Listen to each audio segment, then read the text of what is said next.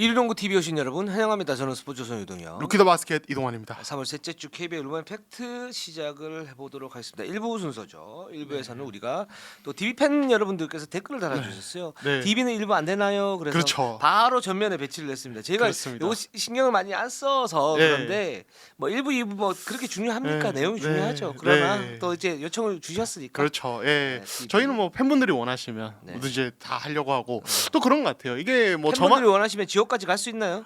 지옥까지 가겠습니다. 농구 지옥은 가능합니다. 여자친구와 헤어질 수 있나요? 아니 그런 얘기를 안 됩니다. 네. 네. 사랑해? 아. 편집해 주세요. 사랑해? 아.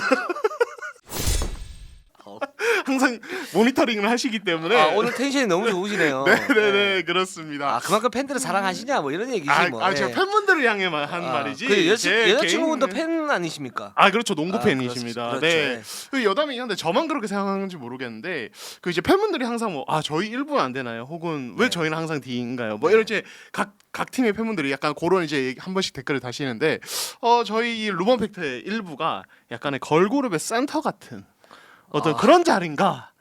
네, 그런 생각도 들면서 저희가 배치를 잘해야겠다. 걸그룹의 센터는 정말 올드한 얘기 아닌가요? 왜 그러세요? 저는 유나 씨 좋아합니다. 에? 네, 유나 씨 좋아해요. 유나 센터. 씨요? 네, 센터상. 저는 베이비복스 윤은혜. 저 막내들을 좋아하시는군요. 네네, 그렇습니다. 좋습니다. 네. 자, 3월 셋째 주 KBL 루멘 팩트 1부 아무런 어떤 네. 그 소득 없이 네. 오프닝 한번 해봤는데요. 자, DB, KCC, 캐롯, KGC, 삼성 순으로 한번 가보도록 하겠습니다. 뭐 이번 네. 주에도 굉장히 많은 소식들이 있고요. 그리고 순위 경쟁이 굉장히 치열합니다. 그렇습니다. 아직 6강이 확정이 안 된 그런 상태이기 음. 때문에 자, 일부 댓글 정책에서 댓글부터 소화를 하고 가도록 할게요. 자, 즐기는 자님이 이동욱 기자님 컴백 축하드립니다. 기자님께 박수 짝짝. 전화 인터뷰 자주 해주세요. 재밌고 신박하네요. 이렇게 지난주에 저희가 이 허웅 선수 인터뷰를 했는데 반응이 아주 좋았습니다. 홍 선수는 할만했죠. 뭐 음. 복귀 이슈가 있고 또 뭐 KBL 최고 스타 아닙니까? 해야 되고 그쵸. 이번 주 같은 경우에는 저희가 이제 변준영과 김선영 선수 더블 인터뷰를 한번 해볼까 생각 중이었는데 김선영 선수 아마 인터뷰 2부에서 될 것 같고요. 네. 그다음에 변준영 선수는 저희가 녹화가 20일 아닙니까? 근데 네. 인터뷰를 이제 요청을 했는데 경기 당일이에요. 경기 당일에 이제 팀 내부적으로 인터뷰가 쉽지가 않다. 그래서 그러면 다음 주에 하자. 좀 이렇게 지금 된 상태입니다. 그렇습니다. 저희 그러면 2부에 김선영 선수 인터뷰 있다는 점 그래서 네. 기다려 주시면 좋을 것 같습니다. 그래서 저희가 뭐 이슈가 있는 선수들이나 아니면 화제를 모은 선수들은 인터뷰를 좀 자주 시도를 한번 해보도록 하겠습니다. 그동안 안 했는데 뭐 네. 하니까 쏠쏠해요. 그렇죠. 예. 그렇습니다. 저희 입장에서는 쩍쩍도 그렇죠. 바라는 그렇죠. 팬분들도 이제 빨대 꽂고 선수들한테도 빨대 꽂는. 저희가 백날 얘기만 뭐 하겠습니까? 선수들 한마디 딱 하면 그렇죠. 그게 딱 끝나는 건데. 그렇죠. 댓글도 훨씬 많이 달리고 훨씬 좋은 것 같습니다. 그렇습니다. 네. 자, 그리고 김성민님이 이동환 기자님 감사합니다. 김소연 선수 MVP 선정해 주셔서 이렇게 하시길래 저는 김소연 선수 팬이신가 보다 무슨했는데 뒤에 갈로치고 저는 KGC 팬. 이게 무슨 의미냐면 이동환 기자가 예상하면은 반대로 간다. 리버스죠. 리버스 환, 리버스 박 선배님을 따라가는 그런 거를 이제 다들 기대를 하시는 것 같아요. 저는 이 댓글을 보면서 여전히 KGC 팬 여러분들은 이동환에 대한 민심이 돌아서지 않았다. 돌아설 이유가 없다. 그렇습니다. 저는 기다리겠습니다. 더 묵묵히 기다리겠습니다. 알겠습니다. 이세름님께서 김선영 선수는 진짜 대단한 선수인 것 같아요. 나날이 더 좋아지고 있고 자기관리 잘하고 이번 시즌이 제일 인상적이네요 하셨는데 진짜 회춘 모드 같아요. 35세. 부럽네요. 그쵸. 이따가 한번 물어보도록 할게요. 네, 좋습니다. 2부에서 저희도 인터뷰 할 예정이고요. 장진수님이 양호 선수 참 똑똑한데 안타깝습니다. 기자님 근데 피지컬도 엄청난 건 아니죠. 키가 2m도 아니고 탄력이 엄청난 것도 아니고 힘과 프레임은 인정하지만 유연성이 떨어지는 것 같습니다. 그 결정적으로 아쉽습니다. 이런 얘기해 주셨습니다. 그 부분도 중요하죠. 사실 이대성 선수도 좀 뻣뻣한 스타일이고 양홍석도 그런 스타일인데. 그렇죠. 저는 그런 생각이 들어요. 그러니까 이거 나중에 얘기할 수도 있는데 최근 신예들이 보면 스킬 트레이닝을 합니다. 저는 이제 스킬 트레이닝 저도 여러 가지를 많이 봤어요. 뭐 유튜브로도 많이 보고 뭐 그런 과정에 대해서 듣기도 하고 했는데 뭐 일단 국내 최고라 그러면 이제 김현중 선수 예전에 그쵸. 예전에 네. 이제 현대모비스 뭐 DB 등등 계셨던 그분인데 뭐 제 동생입니다. 네, 퀀텀 바스켓볼 네, 하고 퀀텀. 계시죠. 네, 네. 네. 근데 그 친구가 하는 게 가장 좀 뭐랄까 제일 논리적이고 합리적인 것 같아요. 실전에서 써먹을 수 있고. 근데 그 예를 들면 리프트를 띄워서 거기에서 페이크를 쓰고 들어가는 어떤 연계 동작이라든가 뭐 여러 가지 이제 그 기술들이 있죠. 그쵸. 그런 스킬을 익히는 거 되게 중요합니다. 지금 그쵸. 상태에서 NBA에서 굉장히 많이 쓰고 있는 그런 부분이고 실전에서 1대1 기술로서 굉장히 유용한 기술들이죠. 그렇죠. 좋아요. 음. 다 좋은데 그러면 그 NBA 선수들은 그 부분을 실전에서 충분히 적극적으로 잘 활용하는데 즉 이제 세계적인 선수들 또는 유럽 무대를 휩쓴 선수들은 그런 걸 잘 활용하는데 왜 그러면 우리는 잘 안 될까? 실전에서 이거 고민을 해봐야죠. 이게 저는 이유가 뭐냐면 기본기라고 생각하거든요. 근데 저는 추상적으로 얘기하기 싫기 때문에 기본기인데 어떤 기본기냐? 자세 낮추는 거. 그러니까 이제 자세를 낮춘다는 건 뭐냐면 중심 이동이 좀 더 빠르게 될 수 있다는 거고 하체가 탄탄히 지탱을 해주면서 그런 페이크를 쓸 때 좀 더 효과적이라는 거거든요. 그러면 그게 실전에서 좀 더 효율적일 수 있고 두 번째는 뭐냐면 슈팅이 없어요. 이런 스킬을 할 때. 그러니까 어떤 얘기를 하냐면 자 스킬 트레이닝을 하기 전에 슈팅이나 자세 낮추는 거를 먼저 해라. 차라리 그 시간에 그걸 해라라고 얘기하면 안 되는 거고 그걸 해라. 그래야 좀 더 실전에서 잘 쓸 수 있다라고 말하는 목소리가 하나도 없어요. 구대에서는. 그렇죠. 네. 그래서 국내 지도자들은 뭐라고 그러냐면 스킬 트레이닝 같은 경우에 해봤더니 소용없다 뭐 이런 식으로 단편적으로 얘기를 하거든요. 소용이 있죠. 농구공 잡아서 12시즌에 훈련하는 것만 해도 대단한 건데 근데 그걸 좀 더 효율적으로 사용하기 위해서는 어떤 과정을 거쳐야 되는지 거기에 대해서 제가 볼 때 스킬 트레이닝 하시는 그분들 파트도 그렇고 지금 그 국내 지도자 여러분들이나 선수들 또 그렇고 고민을 좀 해보실 필요가 있을 것 같아요. 그래서 저는 스킬 트레이닝 하실 때 보면 이제 잡단 기술들이 있어요. 제가 잡단이라고 얘기를 하는 거는 실전에서 못 써먹는데 그냥 이제 그 동호인 여러분들한테 보여주기식이 있어요. 실제로 맞아요. 그런 분들도 있어요. 근데 그거 말고 실제로 유용한 기술들이 있는데 그걸 이제 하기 위해서는 뭐가 좀 더 필요한가? 그래서 저는 스킬 트레이닝 부분에 자세 낮추는 그런 훈련 또는 코어 그 이제 하려면 코어 근육을 강화해야 되거든요. 그걸 강화할 수 있는 그런 스킬 트레이닝 프로그램을 개발하면 대박이 나지 않을까라는 생각이 들어요. 그러니까 고민 이게- 한번 예. 해보십시오. 예. 그러니까 말씀하신 스킬 트레이닝에서 이제 그런 어떤 배우는 기술들이 다양한 게 있는데, 그러니까 저는 중요한 게 뭐 말씀을 하셨지만은 프로 레벨의 수비를 상대로 활용할 수 있는 그게 어떻게 보면 실용적인 건데 네. 그런 기술들이 이제 좀 더 활용이 돼야 되고, 그러니까 결국에 스킬 트레이닝이라는 게 볼을 가지고 하는 어떤 플레이들이잖아요. 그러니까 국내 지도자분들이 이제 이런 부분에서 약간의 이제 어떤 거부감 있는 경우가 꽤 있는데 그 중에 하나가 실전에서는 결국에는 공은 하나고 이 선수가 활용될 때 뭐 이제 이대영 선수나 이런 두경민 선수처럼 이제 열심히 하는 선수들 보면은 볼을 팀 내에서 롤이 볼을 가지고 하는 선수들인 경우에는 또 이제 그 말씀하신 대로 실용적으로 잘 배우면 굉장히 유용한데 이게 또 사실 볼이 없는 어떤 시간이 훨씬 더 긴 경우 이런 경우에 사실은 꽤 이제 뭐랄까 그러니까 효율이 떨어지는 경우도 있어요. 그러니까 예를 들어 제가 3번이다. 제가 이제 윙맨이다. 그리고 이제 메인 핸들러가 아니다. 이런 경우에는 볼을 잡고 드리블 치다가는 뭐 리프팅이나 뭐 이런 스킬셋보다는 오프터 캐치라고 하죠. 볼을 가지고 있지 않다가 잡는 순간에 버스트 스텝 치고 들어간다든지 그러니까 포지션마다 필요한 스킬들이 좀 다르고 그 롤마다 다르단 말이에요. 그러니까 이런 부분에 대해서 사실 선수들도 배울 때 이 부분에서 좀 스스로 조금 더 생각을 해야 되고 그리고 내가 볼이 없는 경우에 대해서 움직이는 부분들 뭐 이런 부분에 대해서도 사실은 이게 스킬 트레이닝에서 배울 부분은 아니지만은 그러니까 단순히 스킬 트레이닝으로 다 해결하려는 어떤 내 어떤 공격 루트를 만들려고 하는 게 아니라 스스로 저는 경기 보면서 연구를 좀 더 해야 된다고 봐요. 스스로 그렇죠. 고민하는 과정이 되게 필요하다고 되게 봐요. 중요한 핵심인데 네. 이게 뭐냐면 그러니까 이제 한국 농구 유망주들이 성장하는 과정이 삐뚤어져서 그래요. 계속 미국 얘기를 듭니다만은 이제 이게 저는 올바른 예라고 생각을 하기 때문에 처음부터 뭐를 가르쳐 주냐면 사이드 스텝을 가르쳐 줍니다. 즉 이제 중심 이동하는 것 또는 이제 그 자세를 낮추는 게 굉장히 중요하다라는 걸 알고 있기 때문에 그걸 초등학교 때부터 가르쳐요. 기본적으로 미국에서는. 그리고 난 이후에 제가 뭐 지난번에도 언급드렸었지만 이제 중학교 때까지는 이제 기술의 어떤 그러면서 이제 기술의 어떤 그 즐거움 고등학교 때까지 배우고 그다음에 대학 가서는 실전에 필요한 이제 패턴 드릴이라고 그러죠. 드릴을 배우고 그래서 이제 NBA에서는 그걸 이제 취사 선택을 하는 거죠.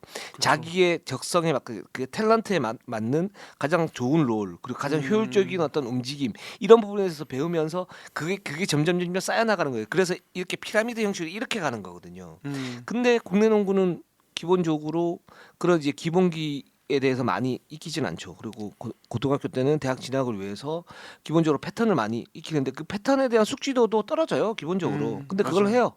예, 속성과해 뭐 이런 식으로. 그쵸. 그러다 보니까 선수들 개개인의 어떤 그 개인 능력이 떨어지는 거예요. 그러니까 스킬 트레이닝을 하면 야 이런 세계도 있었어라고 얘기를 하는데 현실적으로 이렇게 또 딱 보면 한 번 더 들어가면 거기에서 실전에서는 쓸만한 게 없어요. 근데 또 왕관 국내 주도자들한테 부딪혀서 야 그런 쓸데없는 거 하지 마. 기본적으로 팀 패턴에 적응되는 부분을 해. 막 이런 식으로 가죠. 그럼 또 반발이 있죠. 그렇죠. 그러면서 지금 이 과도기란 말이죠.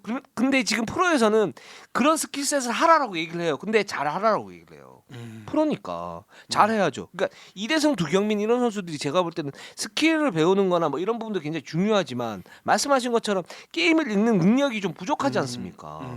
그런 부분에 대해서 보강을 하고 나오는 게 훨씬 더 효율적이다. 저는 이게 효율성을 탐미하는 게 프로의 가장 큰 미덕이 아닌가라는 생각이 드는데 근데 우리는 이제 하프 프로죠. 그러니까 뭐 이것도 하고 저것도 해야 되는데 기본적으로 베테랑들 같은 경우는 정말 효율적인 게 뭔지 그거를 고민을 해볼 필요가 있고 신예분들 같은 경우에는 신예분들이 하면 대학교 유망주들 같은 경우에는 이제 이 스킬 트레이닝을 할 때 한 목적적인 이유 그러니까 목적이 도대체 뭐냐 내가 맞아요. 프로 가가지고 이거를 써야 되는데 이걸 쓰기 위해서는 지금 하는 과정이 맞냐 이런 고민을 해봐야 돼요. 그렇죠. 예. 예. 그래서 그 농구를 알고 하는 그런 과정을 거쳐야 농구를 알고 할 수 있고 말씀하신 대로 리드 앤 리액트 경기를 보면 능력을 기를 수 있고 이게 종합치적인 어떤 능력이거든요.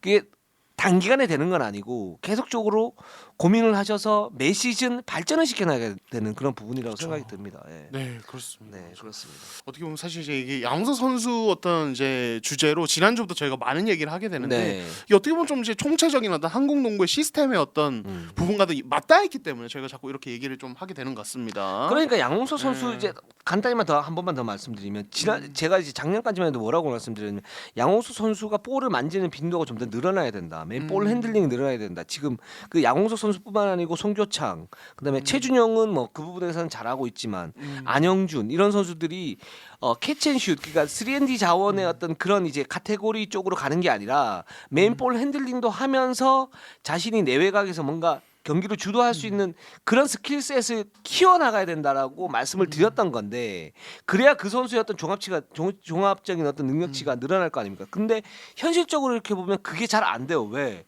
기본기가 부족하니까. 그렇죠. 저는 그런 생각이 듭니다. 예. 네, 좋습니다. 그래서 비시즌 때 스킬 트레이닝 좋은데 그 스킬 트레이닝을 코어 강화 그리고 자세 낮추는 걸로 한번 해보세요. 예. 네. 그리고 다음 시즌 한번 봅시다. 예. 그것도 안 하고 보면 안 되지. 네. 예. 좋습니다. 자 일단 그러면 첫 번째 팀 DB로 한번 가보도록 하겠습니다. 자, DB 주간 성적 3승입니다. 네. 네, 지난주 다 이겼고요. 그러면서 이제 7위, 지금 공동 7위까지 올라왔습니다. 지금 이제 DB가 사실 좀 이제 8위로 내려갔다. 이제 좀 뭐 6강 힘들고 뭐 이렇게 얘기가 되다가 아직 모른다. 네. 네, 이런 자세로 지금 이제 다시 달려가고 있습니다. 그렇습니다. 네. 김주성 감독 대행이 이제 대행 꼬리표를 달고 DB 감독이 되기 위해서라도 올 시즌 이제 막판에 어떻게 하느냐 이 부분 굉장히 좀 중요한데 실제적으로 수비에서는 초점을 좀 맞추고 있고 지금 두경민이 없는 그런 상태. 그렇죠. 이거 시즌 팀 플랜 자체가 지금 많이 헝클어져 있는 그런 상태이긴 해요. 그리고 외국인 선수도 그렇게 좋은 편은 아니고.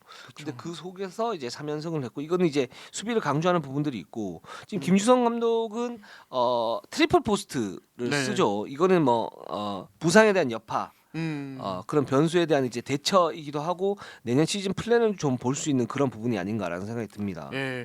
그러니까 이제 그 최승욱이 이제 그 직전 경기 특히 캐롯전 직전 경기에서 이제 허리가 좀 안 좋아지면서 네. 그 이후에 이제 DB가 특히 트리플 포스트 적극적으로 쓰기 시작했고 결국에는 강상재, 김종규 외국 선수 이 구성으로 갖고 이 캐롯전에서 이게 좀 적극적으로 활용이 되면서 승리로 연결이 됐습니다. 네. 그렇습니다.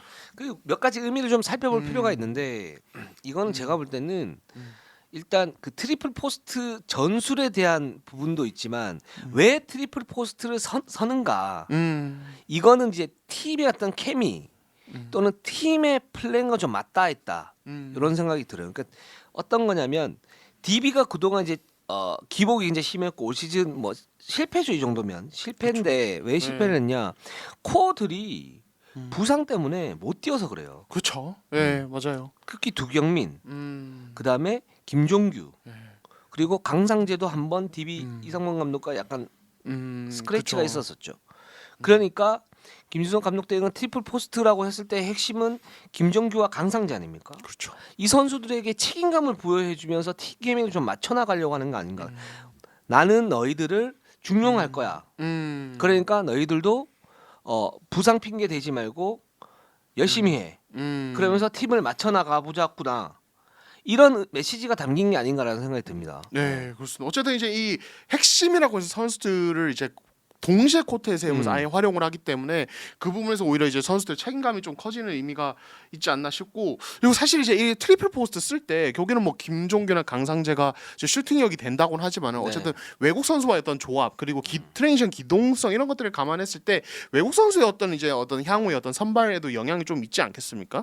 예. 그렇습니다. 그 일단은요. 그래서 그 DB가 지금 경향적으로 보면 한두 시즌 반짝했다가 부상자들이 너무 많잖아요. 그렇죠. 이거 비시즌 때 DB 선수단에서 자체적으로 해결 좀 해야 돼요. 안 그러면 비시즌 때 이 친구들 놀았나? 이런 생각할 수밖에 없어요. 그렇습니다. 그죠? 예. 그런 부분이 있고 그렇기 때문에 제가 볼 때는 뭐 김종규나 강상재나 뭐 두경민 선수도 이제 잘 해가지고 다음 시즌에 좀 부활을 했으면 좋겠고 그 트리플 포스트는 사실 이제 현대농구와는 맞지가 않고 뭐 김상식 감독도 그 EAS에서 이제 오세근 선수가 트리플 포스트로 설 수도 있는데 그 이제 기사를 썼는 제가 썼잖아요. 썼는데 그 바로 김상식 감독이 보더니만 아니 그게 선다는 얘기가 아니라 설 수 있다라지. 저도 그렇게 썼어요라고 얘기를 하니까 이거 굉장히 위험한 전술이야. 알죠. 왜 이거는 실패 사례가 더 많으니까 예전에 그렇죠. 유지학 감독도 모비스에서 한번 썼다가 그다음에 한 경기인가 두 경기 하고 난 다음에 바로 안 돼. 그리고 이제 말았던 거 아닙니까? 이게 굉장히 힘든 게 뭐냐면 트리플 포스트라 그러면 기본적으로 외곽 쪽 그 수비에 약점이 생길 수밖에 없는 그런 시스템. 그렇죠. 그다음에 트랜지션이 잘 안 되고요. 스페이싱 활용이 쉽지가 않습니다. 요즘에 이제 미스매치 공략으로는 효율이 안 나기 때문에 그렇죠. 이런 부분이 좋지는 않아요. 그렇기 때문에 제가 볼 때는 그러면 외국인 선수를 뽑을 때 과연 빅맨을 뽑아가지고 정말 트리플 포스트를 만들 거냐? 제가 볼 때는 멀티.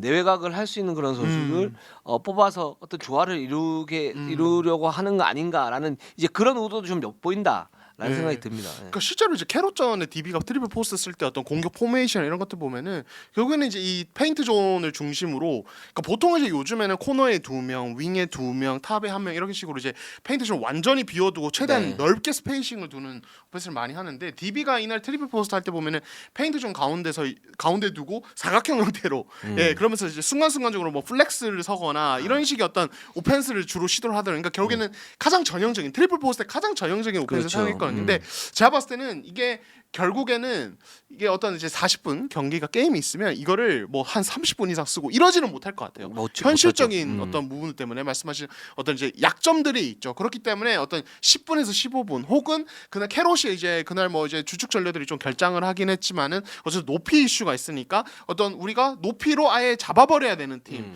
이런 경우에 좀 이제 어떤 하나의 카드로서 이제 어떤 테스트로 좀 의미가 있지 않느냐. 그러니까 결국에는 다음 시즌에 알바노 두경민 결국에 이 백코트 체제는 또 다시 가져가야 되지 않겠습니까? 이런 그렇죠. 상황에서 근데 또 지금처럼 두경민이 언제든 또 다칠 수 있는 이 최근에는 그런 리스크가 있을까? 두경민이 또 이탈한다든지 그리고 어떤 이제 포워드 라인이 아직 이제 뭐 최승욱이 이번 시즌 좋은 활약하고 있지만 뎁스가 얕잖아요. 그렇죠. 그렇다 보니까 이탈을 한다든지 이런 경우에 이런 트리플 포스트로 그 어떤 공백을 메우는 식의 어떤 작업들을 그러니까 하나의 뭔가 카드 하나 깔아두는 거죠. 밑장을 하나 넣어놓는 거예요. 약간 저는 그런 느낌을 좀 받았습니다. 그렇죠. 그래서 이 부분이 사실 트리플 포스트를 주력으로 가져가는 거는 쉽지가 않은데 그래서 이제 DB가 다음 시즌 그 외국인 선수 조합을 어떻게 가져갈 것인가 굉장히 중요하고요. 그렇죠. 그다음에 두 번째는 이제 그러면 김종조 강상재의 어떤 공전을 계속 강조를 하고 있거든요. 근데 강조를 하는 거는 뭐냐면 이거는 두 가지 의미가 있어요. 첫 번째는 트리플 포스트로 강행하는 거고, 두 번째는 강상제의 완벽한 3번화. 그러면 만약에 같이 쓴다 그러면 같이 쓴다면 그렇게 해야 되고, 안 그러면 이제 돌려 써야 되는데 돌려 쓰는 것보다는 공존을 굉장히 강조한다. 이거는 뭐냐면 강상제의 어떤 포지션 변화가 비시즌에 일어나지 않을까. 만약에 일어나지 못한다 그러면 트리플 포스를 가지고 가는데 김종규와 강상제를 역시 또 로테이션 돌리면서, 근데 그렇게 되면 뭐랄까 가성비가 좀 떨어지죠. 그렇죠. 네. 예. 아무래도 이제 그 많은 용몸을 받는 선수들이니까. 그래서 이 부분을 좀 어떻게 가지고 갈지가 아마 DB 지금 이제 남은 기간 또 그리고 다음 시즌 가는 이제 비시즌의 어떤 그 숙제가 아닐까라는 생각이 듭니다. 네, 좋습니다. 자, DB는 여기까지 하면 될 것 같고요. KCC로 한번 가보도록 하겠습니다. 자, KCC의 1승 1패 기록했는데, 자, KCC 같은 경우는 지금 이제 6위가 거의 좀 유력해지고 있으면 지금 이제 7위권과 3게임 차까지 벌어졌거든요. 예. 지금 KCC에 이제 KT가 굉장히 유력하고 이제 DB가 지금 따라오는 그런 입장인데, 그쵸. 이건 제가 볼 때는 네가 가라 6강 뭐 네. 이런 느낌이에요. 네. 그러니까 KCC가 잘 버텼어요. 맞아요. 잘 예. 버텼는데, 그러나 이제 KT나 만약에 DB가 이제 쭉 올라오면 그러니까 KT죠. KT가 쭉 올라오면 사실 KCC가 굉장히 좀 위태로울 수 있었거든요. 근데 KT가 연패에 빠지면서 KCC가 6위를 사실상 확정 지으려고 하는 거 아닌가, 그렇죠. 이런 생각이 듭니다. 네, 이제 그런 상황에서 이제 결국에는 KC가 어떻게 버텼냐를 봐야 돼요. 저희가 지난주에 뭐 어떤 라거나 이승현 투빅 체제에서 이제 퍼리미터 쪽에는 활동력 높은 어떤 이제 젊은 자원들을 대거 좀 이제 최대한 기용을 하는, 뭐 이제 대체 카드가 없기도 하고 그런 상황에서 그 이 베테랑 정창영의 어떤 가치가 더 빛이 났던 것 같습니다. 예. 이게 지금 KCC는 지금 구조가 굉장히 좀 뭐랄까 좀 밸런스가 좀 안 맞는 게 어떤 부분이냐면, 이제 허웅하고 김지한, 이게 김지한 돌아왔지만 김지한 돌아오면서 좀 부진했죠. 허웅이 이제 21일, 그러니까 저희가 녹화가 20일이니까 다음 날 아마 출전을 할 것 같고, 근데 그 속에서 이승현과 라그나는 굳은자가 돼야 되거든요.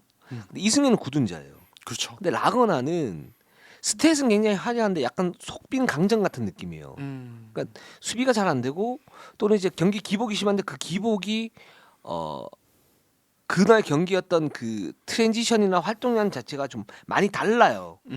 그래서 원래 이제 약점이, 수비에 약점이 있는데 그런 어떤 그 기복 때문에 KCC가 이제 플랜을 세우기가 좀 쉽지 않은 그런 상태. 그러니까 코어가 좀 흔들리는 거죠. 흔들리는 상태에서 그럼 외곽이 온전하냐? 외곽이 온전치는 않죠. 이제 그런 상태에서 정창영이 그나마 버텨줬기 때문에 KCC는 23승 27패 이렇게 간다라는 거 하나 하고, 두 번째는 저는 전체진 감독 얘기 좀 하고 싶은데 뭐냐면, 이 감독님이 굉장히 베테랑이고, 그리고 지금 선수 구조 자체가 살짝 무너지고 있는 그런 구조거든요. 원래 이제 좀 불균형이 좀 심했던 구조고, 이게 송교창이 들어오게 되면 그 불균형이 조금 메워지긴 그쵸. 하겠지만 그래도 여전히 심하거든요. 게다가 김상규라든가 뭐 전준범이라든가 이런 윙맨 자원들이 사실 이제 부상이고 활동력 좋지 않고 부진하잖아요. 그렇죠. 그런 상태에서 스몰 라인업 또는 그 철저한 어떤 그 실리 농구로 승수를 좀 챙겼다라고 봐요, 저는. 안 그랬으면 이게 연패가 쭉 갈 수 있는데, 그렇죠. 지금 KCC는 지는 팀들한테 막 20점 30점 지다가 이기는 팀들 잡는 거거든요. 이거는 이제 비시즌의 어떤 그 얼리 오펜스에 대한 훈련, 그리고 집중해야 될 때 집중하는 어떤 그 선수들의 응집력을 가지고 가는 이제 그런 힘이 있다. 좀 이렇게 평가가 들고, 단이 이제 KCC가 지금 이제 가드에 좀 편중된 그런 선수 구조인데, 지금 김지한이 뭐 장신 가드여서 그런 이제 뭐 2, 3번의 역할을 갖다가 할 수, 그러니까 그걸 이제 해야 되는 그런 상황, 넘봐야 되는 그런 상황인데 못 하고 있죠. 그런 상태인데 지금 송교창이 들어온다, 이승현이 있다, 이 둘만 믿을 게 아니라 제가 볼 때 한 명 더 윙맨이 필요합니다, 여기에서는. 그쵸. 지금. 예. 안 그러면 플레이오프에서 좀 경쟁력이 좀 떨어지고, 그래서 비시즌에 이 나머지 윙맨을 어떻게 메우느냐. 근데 KCC가 그동안에 이렇게 보면 가드 자원을 많이 수집을 했는데 윙 자원 수집에는 좀 인색해요. 그쵸. 예. 근데 이거는 KCC 고위 수뇌부나 아니면 코칭 스태프나 선수단이 한번 고민을 한번 해보시기 바랍니다. 네. 이런 부분이고. 근데 이제 여기에서 이제 정창영이 그런 역할을 하는 거죠. 하는데 이 선수가 특이한 게 뭐냐면 볼 핸들링을 하면서도 윙맨 자원 역할을 하면서도 공수 겸장이에요. 저 멀티 자원이죠, 네, 진짜 말 그대로. 네. 예. 좋습니다. 그러니까 이제 사실 이제 KCC가 그동안 가드 수집을 그러면 어떻게 보면 가드 수집인데 가드 수집을 왜 했었느냐를 봤을 때 결국에 이 팀이 강조하는 우린 트랜지션이고 그 이제 수비 성공 이후에 어떤 첫 속공 이후에 세컨, 서드 브레이크까지 전찬희 감독이 이제 강조한 시스템을 가지고 있기 때문에 그런 구조 속에서는 어떤 이제 이 가드들의 활동량, 스피드가 중요할 수밖에 없다는 부분인데 문제는 이제 사실은 이제 그런 이유 때문에 가드를 수집하더라도 어쨌든 일정 수준의 어떤 윙맨은 좀 확보가 되어 있어야 그렇죠. 높이가 확보가 되어 있어야 예. 된다는 거죠. 그래야 어쨌든 이제 강팀들끼리의 매치업에서 사이즈 열세에 대한 어떤 우려도 적고 그리고 전차인 감독님이 꺼낼 수 있는 카드도 좀 더 많아지는 거죠. 어쩔 때는 이제 KCC가 그 이제 2년 전에 정규리그 우승했던 그 스타일대로 뭐 다른 팀도 3가드 종종 쓰니까요. 3가드로 밀어붙이고 그런 팀들과는 맞춤형으로 아예 스피드 활동량 맞춰버리고 어떤 이제 사이즈 좋은 팀들과 붙을 때는 좀 어느 정도 이제 버티는 힘과 신장이 있는 윙맨들을 좀 활용해서 조금 이제 로우 템포에 왜냐면 이 팀은 이승현 뭐 지금은 라거나까지 있으니까 그런 로우 템포 게임도 나쁘지 않거든요. 맞아요. 하이로우로 한 예.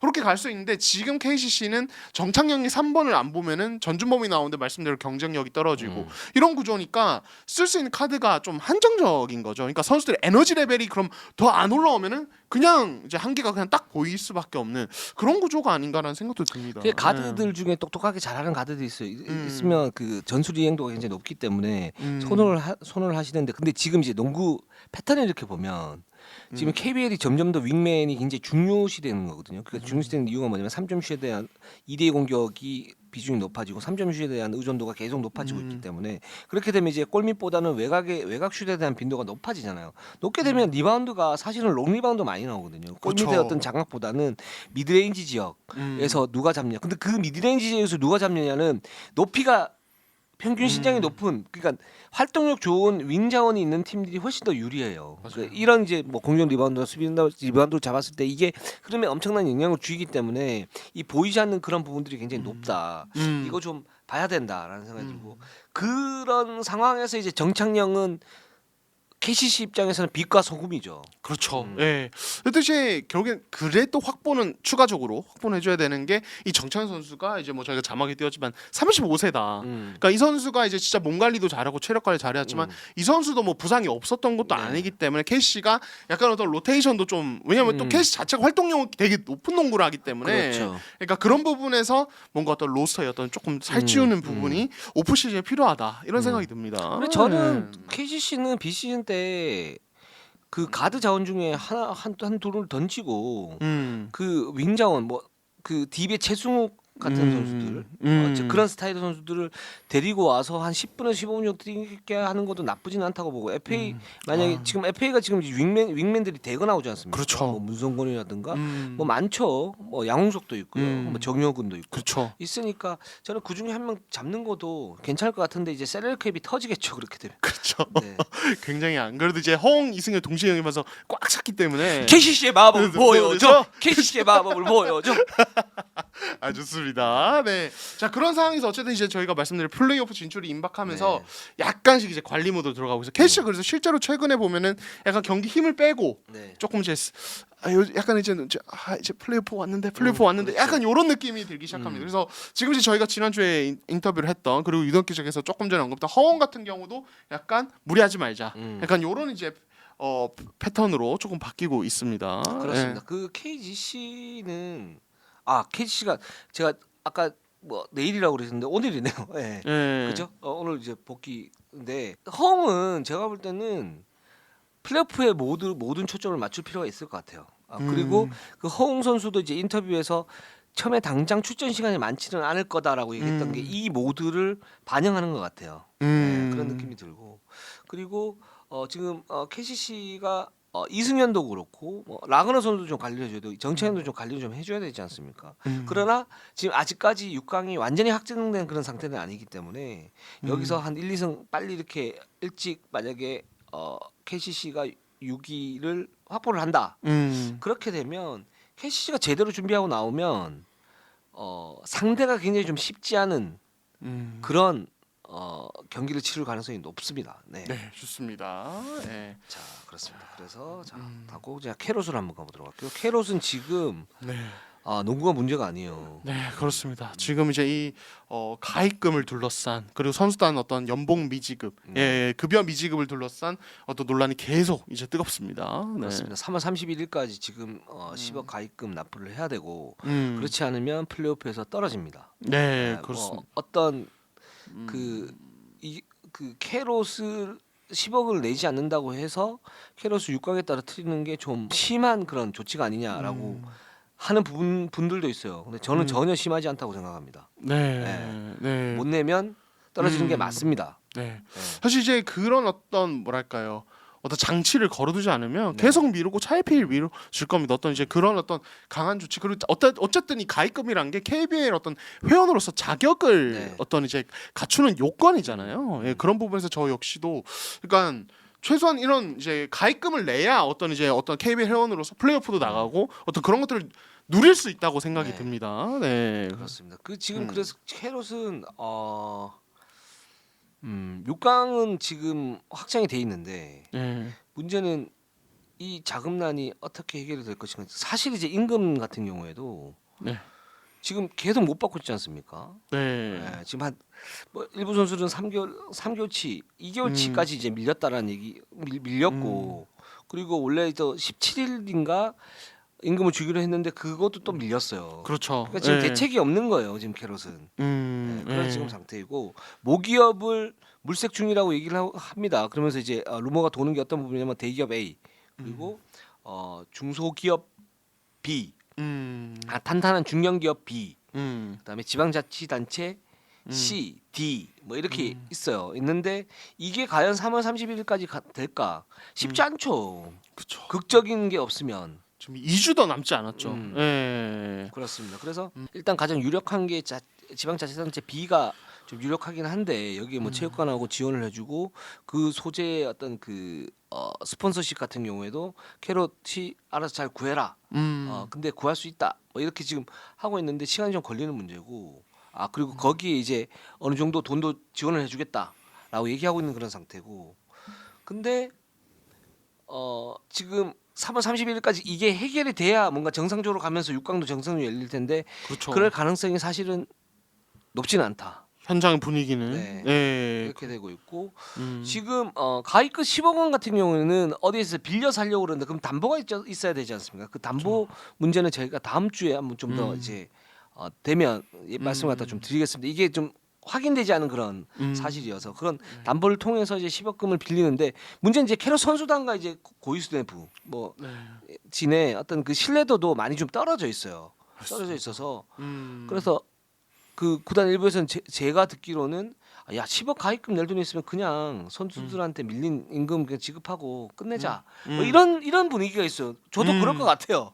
예. 그렇죠. 예. 6강 뛰어야 돼? 뭐 이런 예. 느낌. 이런 상태로 이제 10억을 낸다 한들 선수들 밀린 급여까지 지급이 제대로 되지 않으면 뭐 그렇죠. 사기가 그냥 계속 떨어져 있을 거기 때문에 의미가 좀 떨어지는 거죠. 예. 그렇습니다. 그래서 저희가 지금 20일 지금 녹화인데 21일 날 구단 총 미팅을 하면서 뭔가 큰 방향을 설정을 할 거라고 지금 얘기를 하고 있습니다. 그래서 캐롯은 좀 더 지켜봐야 되는데 점점점 어려운 상황으로 가고 있다. 그리고 캐롯 내부에서도 좀 회의적인 목소리가 나오고 있다.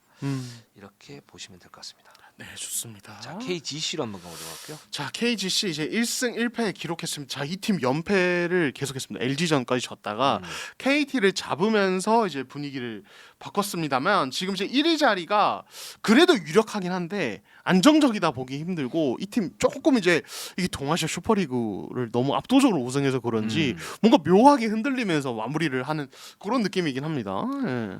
이게 KGC가 굉장히 묘해요. 그러니까 음. 압도적인 것 같은데 압도적이지 않고 위기를 맞이할 것 같지 않은데 위기를 맞이하고 근데 또 잡을 경기는 잡으면서 또 1위는 할 것 같아요.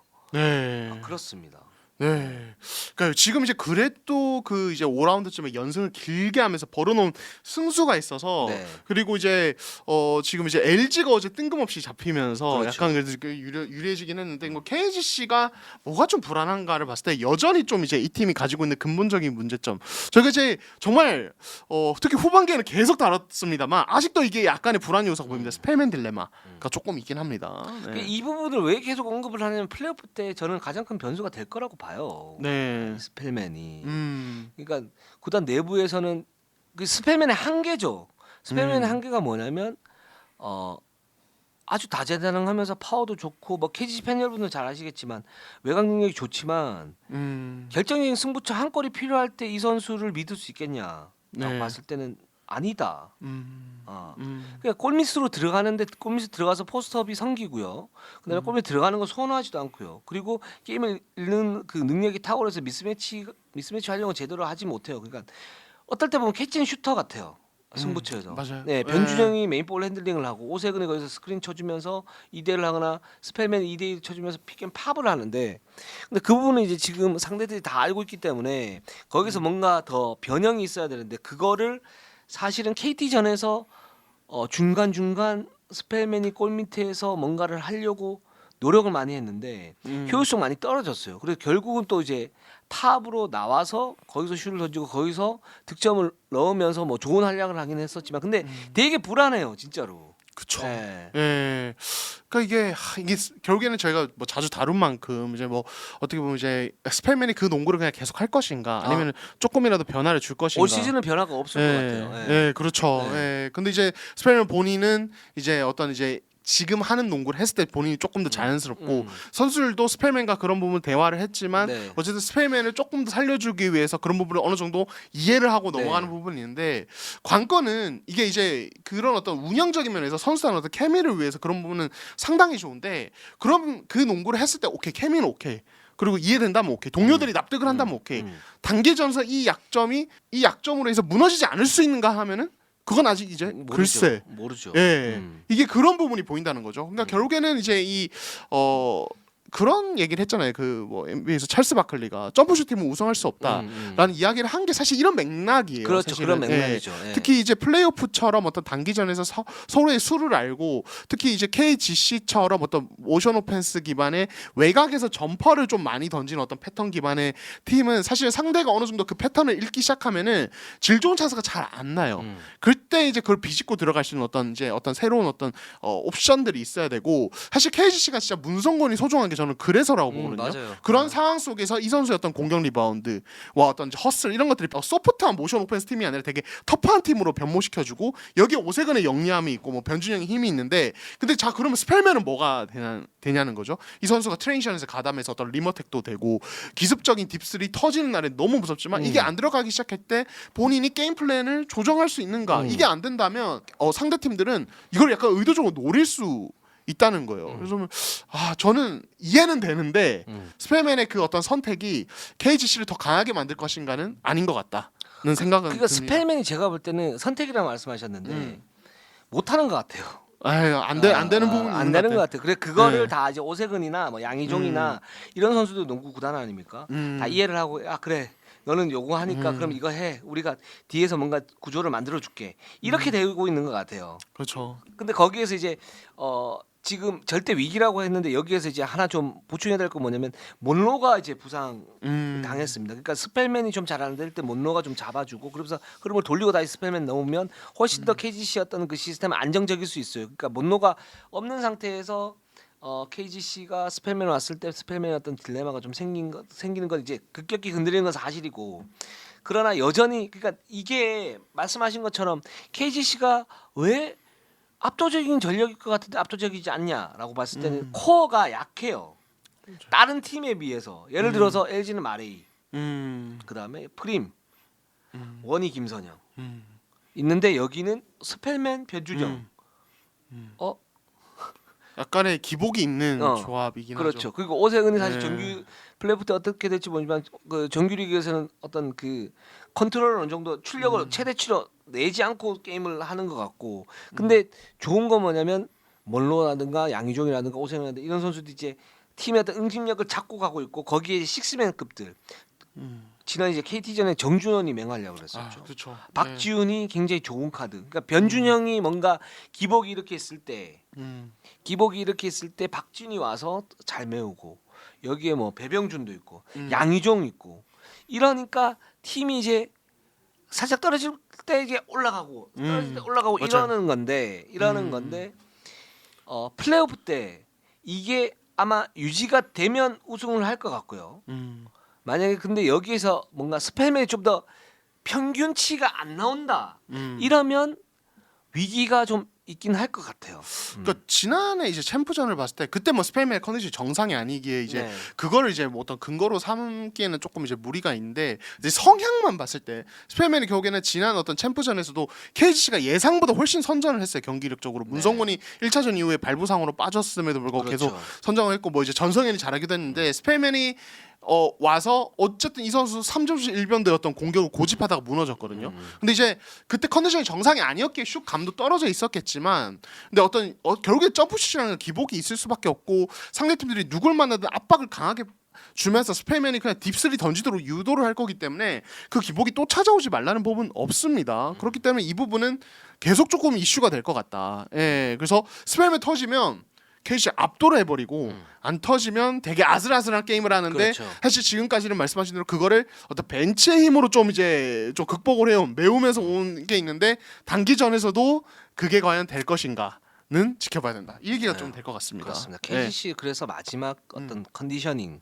음, 그리고 이제 4강 갔을 때 어떤 그 포맷 음. 이런 부분을 유심히 좀 지켜볼 필요는 있을 것 같아요. 네, 좋습니다. 뭐 여전히 KGC는 가장 확률 높은 음, 우승 후보인 건 사실입니다. 네, 좋습니다. 삼성으로 한번 가보도록 할게요. 자, 삼성 이제 주간 성적 이제 3패입니다. 예, 그렇지만은 뭐 이제 최근에 어떤 이제 경기 내용적 측면에서 고무적인 게 있습니다. 바로 이 차민석 선수의 활약입니다. 그렇죠. 삼성이 지금 기본적으로 음, 코어 그러니까 이정현 선수가 살아나고 있고 외국인 선수들도 괜찮기 때문에 경쟁력이 나쁘지 않아요. 진작에 이렇게 했으면 좋겠다라고 생각했는데 이것도 뭐 과정이 필요한 거였으니까 그렇고 뭐 이원 선수 돌아왔고요. 근데 가장 눈에 띄는 선수가 지금 차민석이에요. 그렇습니다. 네. 이 LG전에서 정말 깜짝 활약했었습니다. 22분 동안 15점, 4리바운드 기록하면서 프로 데뷔 이후에 최다 득점. 이 경기에서 이제 삼성이 아쉽게 졌는데 이겼으면 아마 차민석이 좀 이제 뭔가 어떤 MVP로 꼽히지 않았을까 할 정도로 인상적인 모습을 보여줬어요. 예. 일단 차민석 선수는 삼성의 미래 중에 한 명이죠. 근데 이원석 선수와 좀 다른 게 뭐냐면 이원석은 미래의 어떤 굳은자라면 이 선수를 무조건 키워야 되고 무조건 간판을 만들어야 된다면 차민석은 좀 애매했어요. 그러니까 재물포고 나온 이 직후 이제 프로 직행하지 그쵸. 않았습니까? 직행하면서 이 선수가 아마 무대에서는 씹어먹었는데 프로 오니까 이제 부족한 게 너무 많은 거예요. 그래서 딜레마가 생겼죠. 이 차민석 선수 과연 프로에서 통할까? 아마 신동이었나? 라는 이제 그게 있었고 그쵸. 좀 들어가면 뭐냐 파워는 괜찮은데 그 이것저것 다 하는데 기본적으로 좀 느리다. 그리고 운동 능력이 그렇게 좋은 편은 아니고 이게 게임을 읽는 능력 같은 경우는 좀 미지수다. 그렇기 때문에 종종 그 프로 레벨에 맞지 않은 그런 경기력을 보이기도 했어요. 그래서 삼성 내부에서도 이 선수를 도대체 어떻게 해야 되나라고 했었고 지난 7월에 아마 그 오른발 오른발날 그쵸. 부상 좀 예. 안 좋은 부위인데 거기에 이제 복합골절, 그러니까 피로골절이 나오면서 좀 길게 쉬었죠. 당초 이제 4개월 정도 예상을 했었는데 이게 좀 길게 갔어요. 맞아요. 워낙 이제 좋지 않은 부분이고 왜 예를 들면 이제 햄스트링하고 이게 가래톱 부상 같으면은 별거 아닌 것 같은데 이게 굉장히 오래 가거든요. 이제 그런 부위라고 볼 수가 있고 그 상태에서 차민석이 한 3번 정도 합류했다가 다시 통증 느껴서 나갔다가 이렇게 했는데 거기서 은인석 감독이 이렇게 봤을 때 차민석은 충분히 키울 수 있다라고 팀 내부적으로 얘기를 했대요. 그 이유가 뭐냐 봤을 때 그럼 이 선수가 뭐 스킬이 늘고 뭐가 늘었냐 그건 아니고 이 선수가 기본적으로 농구를 대하는 태도가 굉장히 진지하고 이런 재활이 끝났을 때 자기가 활약할 수 있다라는 그런 믿음이 굉장히 강하고 농구에 대해서 깊게 파고들려고 하는 그런 성향이 그게 딱 보인다. 근데 이거는 되게 중요한 거거든요. 그렇죠. 네, 그러니까 예. 그 마인드 자체 기본적으로 깔리는 게 굉장히 중요한 거고 성실함을 대변하는 거니까. 그래서 이제 재활을 했고 거기에서 다른 어떤 운동은 못 하는데 은석 감독이 그래서 리드 앤 리트, 이제 경기를 읽는 능력을 키우고 이 패턴이 어떻게 돌아가는지를 봐라. 근데 차민석이 그동안 그런 바탕이 하나도 없었던 거예요. 그쵸. 예. 예. 그 이게 문제인 게 뭐냐면 그 아마추어 지도자 여러분들이 좀 힘든 부분들은 알겠지만 가르칠 건 가르쳐야 된다라는 게 보면 신예들이 이렇게 좋은 신예들이 있으면 그 선수 1대1 고예요 그냥. 그럼 그 선수도 루저고 이 팀도 루저가 되는 거예요. 예. 그러니까 차민석도 대표적인 그런 경우죠. 그러니까 팀에 대한 어떤 패턴 이런 부분들을 어느 정도는 알고 있어요. 그 기본 바탕이 되어야 뭘 하죠. 예를 들어서 우리가 방송 준비를 할 때 예를 들어서 농구는 좀 알아요. 근데 방송의 어떤 시스템이나 뭐 패턴이나 이런 거 모르면 뭐 그쵸. 약간 발휘가 좀 안 되죠. 뻘소리 할 수도 있고 막 그렇잖아요. 이제 그렇죠. 그런 거죠. 그러니까 그 차민석이 그런 부분에 대해서 많이 연구를 하고 뭐 아직까지도 뭐 부족하긴 하지만 그거를 가지고 온 상태에서 경기에 들어가니까 경기력 자체가 좀 달라졌어요. 그러니까 흐름에 맞는 어떤 플레이를 하고 거기에 따른 자신의 장점을 만들 수 있는 그런 바탕을 마련했다. 그렇죠. 이런 생각이 예. 듭니다.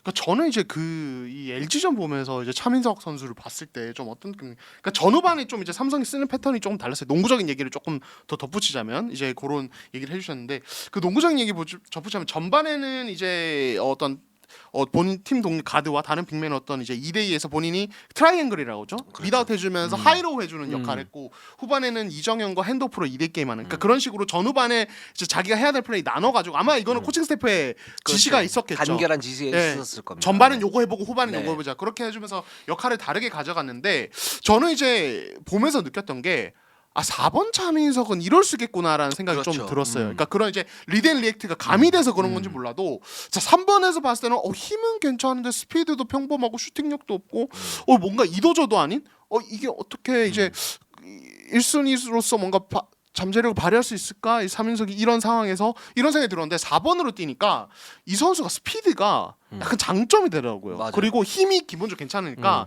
4번에서는 스피드와 힘을 동반한 어떤 밸런스가 괜찮은 움직임들을 보여줍니다. 예. 게다가 슈팅 능력이 있으니까 스트레치도 되고요. 네. 그래서 그 LG전을 보면은 어떤 이제 하이로우를 할 때 본인이 기습적으로 드리블 돌파하면서 스핀 무브를 섞어 쓰거나 리모텍을 하면서 득점을 만들어내기도 하고 핸드오프 패스를 할 때는 이제 스크린 세팅을 하고 빠르게 움직여주면서 롤해서 페인트전 어택하기도 하거든요. 이런 거 봤을 때 이 선수가 윤희석 감독님 그 얘기했잖아요.